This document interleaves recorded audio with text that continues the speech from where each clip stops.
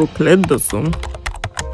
Предполагам, че детето наистина го направи. Какво по дяволите? Какво ми говориш? Това не е забавно, не се рибяваше окачеите приказки. Искам да кажа, че беше доста мекичък. Предполагам, че всичките извинения и плач се отплатиха. Да бе, на! Пичът беше абсолютен задник. Някакъв, който иска да е повелител, ми се бута в работите всеки ще имам път на години напред. Искам да кажа, как по дяволите това го изкупи, а? Не казвам, че знам момчето, просто казвам, че има логика. Ако някой щеше да стигне до там, това беше той.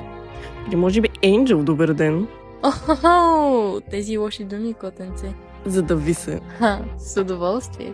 Искам да кажа, май изобщо не съм го познавала, а? Мисля го за малко мейк, особено с оная тъпа. Запомни ме! Глупост, но...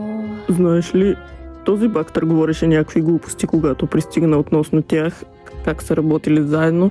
Може да го питаш едно от две неща, ако се чудиш. Ще си поема малко въздух. Стаята му е в мазето. Няма да ходя никъде, ясно?